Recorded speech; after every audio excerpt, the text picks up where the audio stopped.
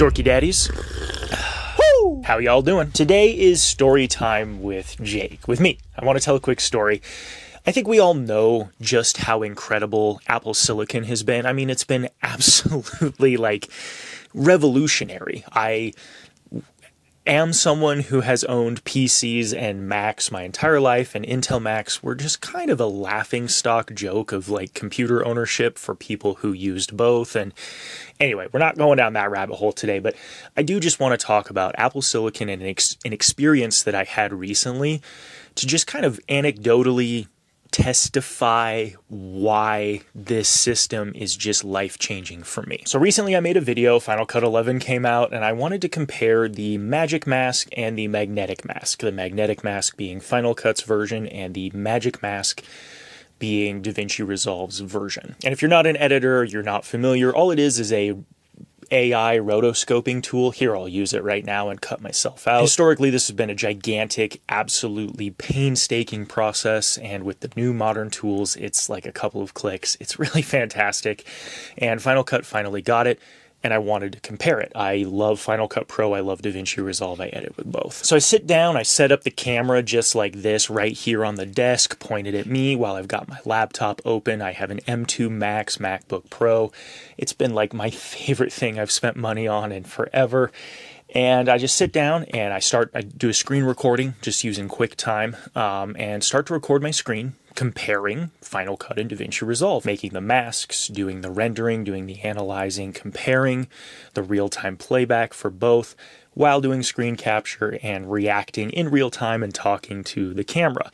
That was the setup, just a quick little desk setup, and it was a lot of fun, and it was a great video. After that, I dumped the footage from this camera and the footage from the screen capture into a Final Cut Pro timeline, and I sat down and I edited together that video from start to end with that multicam clip, cut the different angles, did some AI rotoscoping as well in that video just because why not, it's fun and we now have it, and edited that whole video with my M2 Max. Where is he going with this? And then after editing that video, I rendered that video, rendered it out in Final Cut Pro, got the file, and uploaded that video to YouTube.